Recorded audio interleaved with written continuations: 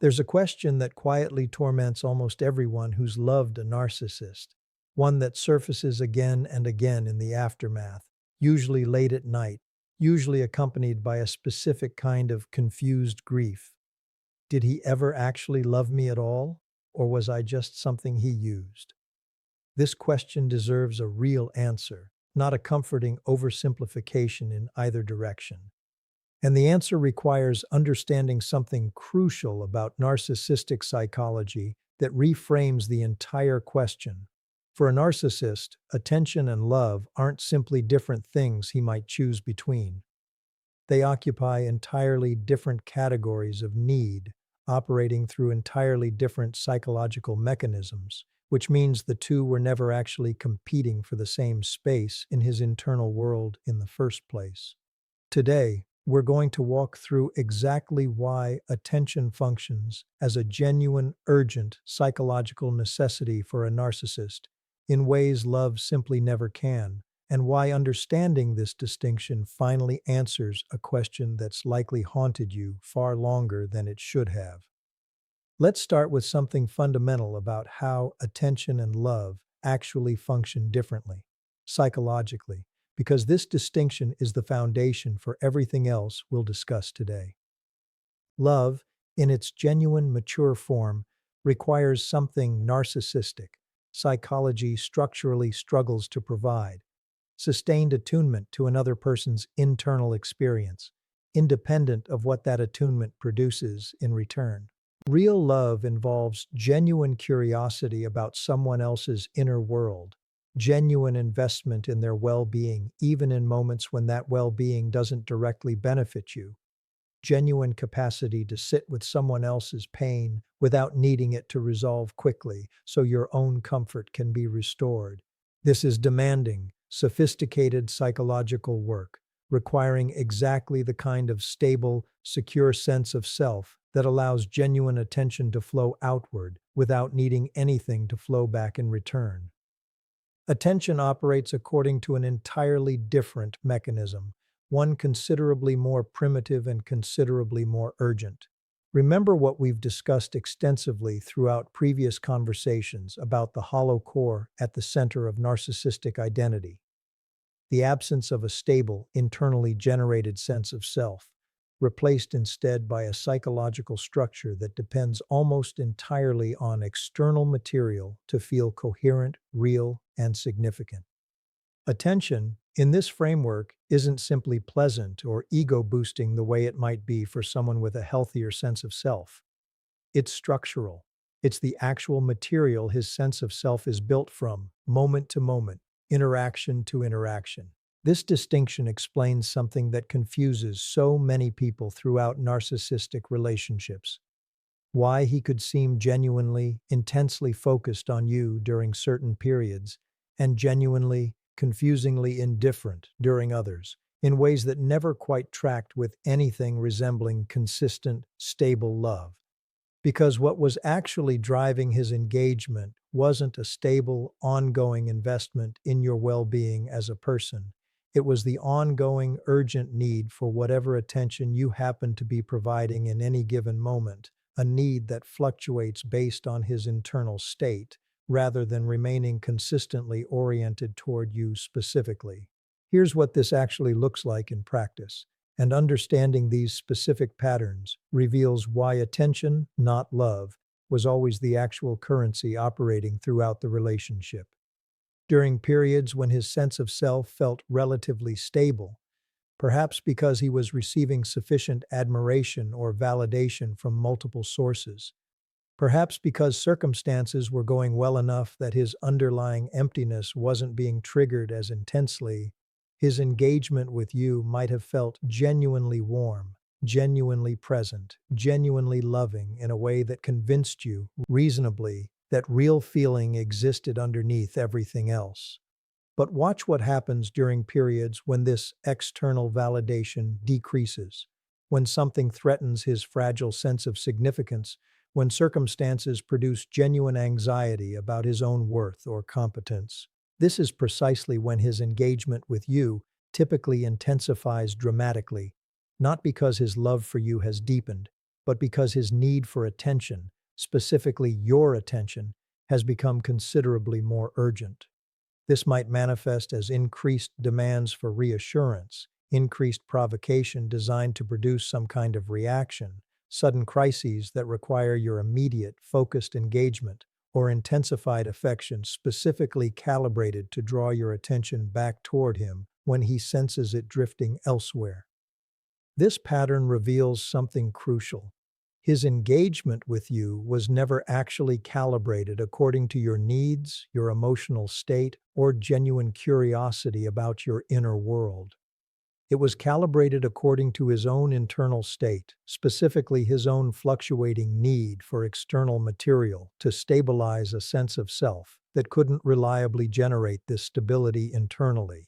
This is why so many people throughout narcissistic relationships report a confusing, exhausting sense that the relationship's emotional temperature seemed to have almost nothing to do with anything happening in their own lives and almost everything to do with whatever was happening inside him, even when he never explicitly acknowledged this connection. Here's something crucial worth understanding about why attention specifically, rather than some other form of external validation, becomes so central to narcissistic psychology. Attention carries a unique quality other forms of validation don't fully replicate. It's immediate, it's continuous, and it can be actively pursued and secured through direct behavior in a way that more diffuse forms of admiration, like general reputation or long-term achievement, simply cannot provide with the same reliability or speed. This is precisely why narcissistic relationships so often involve behavior specifically designed to produce your immediate, focused engagement, regardless of whether that engagement comes through positive or negative means. Provoking an argument produces your attention just as reliably, sometimes more reliably, than producing genuine affection does. This explains one of the most confusing, painful patterns throughout these relationships. The sense that conflict itself seemed to serve some function beyond simply resolving disagreement, that he seemed almost invested in maintaining a certain level of emotional intensity between you, regardless of whether that intensity was pleasant or painful. This isn't because he enjoyed hurting you, at least not primarily. It's because conflict, like affection, produces exactly the kind of focused, immediate attention his psychological structure requires, and when positive attention becomes harder to access, for whatever reason, negative attention becomes an entirely acceptable substitute. Precisely because the underlying mechanism doesn't actually distinguish between positive and negative engagement the way genuine love inherently would. Genuine love wants your well-being specifically, wants your happiness for its own sake, wants positive engagement because positive engagement genuinely serves your own flourishing. If a narcissist genuinely loved you the way love is typically understood, valuing your well-being, your happiness, your flourishing as ends in themselves rather than as means to his own stability, his experience of your absence should theoretically center on concern for you, specifically, curiosity about how you're doing, genuine hope that you've found peace, even if that peace exists separately from him. This is what genuine love typically produces when a relationship ends, even a painful one, some residual investment in the other person's well-being that persists independent of whatever personal loss you're simultaneously experiencing. This is almost never what actually characterizes a narcissist's experience of your absence, and understanding why reveals the attention mechanism with painful clarity. Remember what we discussed extensively in previous conversations about what happens inside a narcissist during no contact and what happens inside him when you stay gone permanently. His distress when it occurs centers overwhelmingly on his own experience. The destabilization, the crisis of relevance, the collapse of predictive competence, the comparison anxiety with new partners. What's conspicuously, consistently absent from this internal experience is genuine, sustained curiosity about how you're actually doing, genuine investment in your happiness that exists independent of whether that happiness includes him. This absence is diagnostic, and it's worth sitting with directly because it answers the question we opened this conversation with more clearly than almost anything else could. If his distress during your absence were genuinely about missing you, about love in its mature, other oriented sense, his internal experience would center on you, wondering how you're managing, hoping you're safe and well, experiencing genuine warmth when he imagines you thriving even without him. Instead, his internal experience centers almost entirely on himself, his own destabilization, his own crisis, his own struggle to replace whatever function you provided. You exist in this internal landscape primarily as the absent source of something he needs, not as a person whose independent well-being genuinely matters to him. This distinction explains something that confuses so many people processing this specific kind of grief. Why hearing that a narcissistic ex is genuinely struggling somehow doesn't produce the validation you might expect it to produce, the confirmation that the love was real after all. Some part of you, even without fully articulating why, senses that this struggle isn't actually about missing you as a person. It's about missing what you provided, which is a categorically different, considerably less validating thing to have confirmed, even though it explains the intensity of his reaction with genuine accuracy. Here's another dimension of this same mechanism worth understanding, one that reveals itself specifically in how a narcissist typically behaves during the relationship's better periods when things seem to be going relatively well. Watch closely, and you'll often notice that even during these apparently stable periods, his engagement with you rarely involves genuine curiosity about your inner world, your specific thoughts, your particular perspective on things unrelated to him. Conversations tend to circle back, consistently, to topics that center his own experience, his own achievements, his own struggles, with your role primarily consisting of providing the focused, attentive audience these topics require in order to feel satisfying to him. This isn't necessarily because he's incapable of ever asking about your day or your feelings. It's that these questions, when they occur, typically function as a means of maintaining the relationship's structure, appropriate social performance, maintaining your continued investment and engagement, rather than emerging from genuine, sustained curiosity about you as a distinct person with an internal world worth exploring for its own sake. This distinction is subtle enough that it often takes years to fully recognize, precisely because the surface behavior, occasional questions about your feelings, occasional apparent interest in your experiences, can look remarkably similar to genuine care when examined only in isolated moments rather than across the relationship's overall pattern. There's something crucial worth understanding about why this distinction matters so much for your own healing process, beyond simply satisfying intellectual curiosity about narcissistic psychology. Understanding that attention, not love, was the actual mechanism operating throughout the relationship helps dismantle a specific, painful kind of self-blame that so many people carry afterward. The sense that if only they'd been different somehow, more interesting, more accomplished, more consistently engaging, they might have finally secured the genuine love they were actually seeking, rather than simply the attention that was actually available. This self-blame misunderstands the fundamental mechanism at work. No amount of being more interesting, more accomplished, or more consistently engaging would have transformed his need for attention into genuine, mature love, because these represent entirely different psychological capacities, not simply different intensities of the same underlying need. You couldn't have earned genuine love through better performance, because what was actually being sought was never love in the first place. It was a specific, urgent psychological function you happened to provide effectively for a period of time, one that required your continued engagement, but never actually required your specific, irreplaceable individuality in the way genuine love inherently does. This distinction also explains something important about why his apparent affection, during the relationship's better moments could feel so genuinely convincing, so difficult to distinguish from real love while you were actually inside the experience.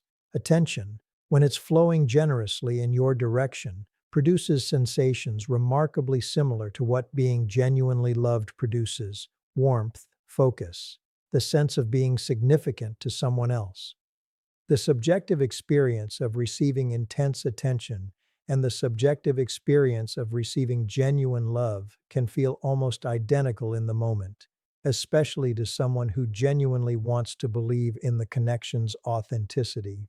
The difference only becomes clear over time, through the pattern of what happens when that attention naturally fluctuates, through what remains present or absent during your own moments of need rather than his. And this brings us to what ultimately matters most about understanding this entire distinction, something that extends far beyond simply making sense of a relationship that's already ended, into territory that protects you significantly in every future relationship you'll ever build. Because here's what this understanding ultimately provides: beyond simply resolving old questions about a relationship that's already behind you, a genuinely useful, remarkably reliable tool for recognizing this same pattern earlier in any future relationship where it might attempt to establish itself again, long before years of investment make the eventual recognition as costly as it likely was this time. The distinction between attention-seeking and genuine love reveals itself through a specific, identifiable pattern, one worth understanding clearly enough that you could recognize it in real time rather than only in retrospect. Genuine love, even when imperfectly expressed, tends to show consistent curiosity about your inner world that doesn't fluctuate based on the other person's own internal state. It shows genuine investment in your well-being during moments when your flourishing doesn't directly benefit them, sometimes even when your flourishing takes you further away from needing them specifically. It shows a capacity to sit with your pain, your struggles, your bad days, without needing them to resolve quickly so their own comfort can be restored. Attention-seeking, by contrast, tends to reveal itself through a specific, recognizable rhythm. Engagement that intensifies noticeably during periods when the other person's own sense of self seems destabilized, and correspondingly decreases during periods when their validation needs are being met through other sources. It reveals itself through conversations that consistently, subtly redirect back toward their own experience, regardless of what topic actually opened the exchange. It reveals itself through a pattern where conflict seems to serve a function beyond simply resolving disagreement, where negative engagement substitutes readily for positive engagement whenever positive engagement isn't immediately available. Learning to recognize this pattern early doesn't require you to become suspicious of every person who shows you consistent interest, and this distinction matters enormously, because the goal isn't to become guarded against genuine love out of fear it might actually be disguised attention-seeking. The goal is developing genuine discernment about the difference, which actually makes you more available for real love, precisely because you're no longer at risk of mistaking its urgent, attention-based counterfeit for the genuine article. Here's something worth understanding about how this recognition changes the actual experience of receiving someone's interest and engagement once you've developed genuine discernment about this distinction. Attention that fluctuates based on the other person's internal state starts to feel, once you can accurately name what's happening, considerably less flattering and considerably more concerning than it might have felt before you understood the mechanism. Recognizing that someone's intensified interest coincides suspiciously with their own destabilization, rather than with anything genuinely happening in your own life, allows you to interpret that intensity accurately rather than mistaking it for deepening genuine connection. This is ultimately what makes understanding this distinction so valuable, beyond simply making sense of your own history.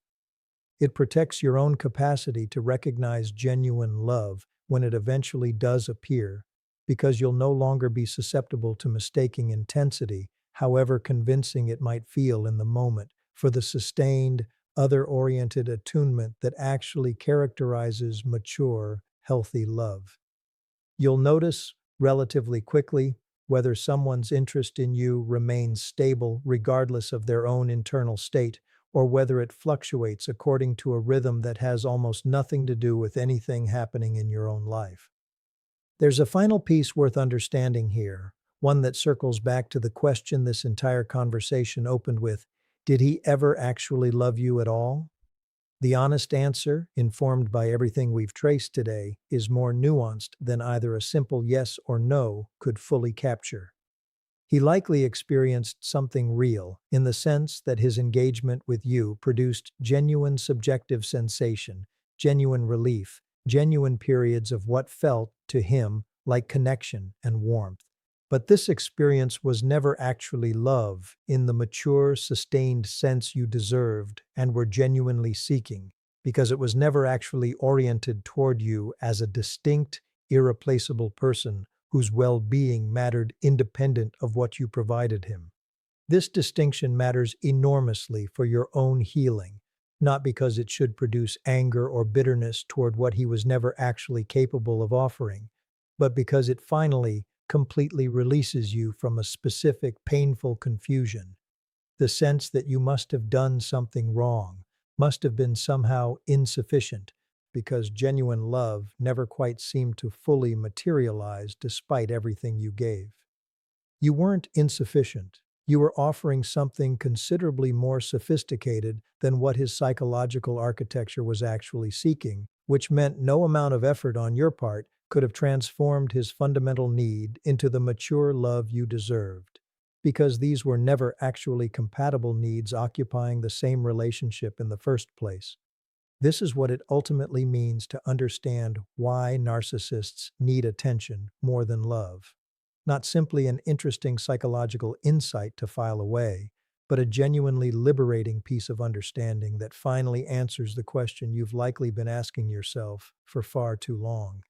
He was never actually capable of loving you the way you needed and deserved to be loved, not because something was wrong with you, but because his psychological structure was built around an entirely different need, one that happened to look, superficially, remarkably similar to love, especially during the specific periods when your attention successfully met it.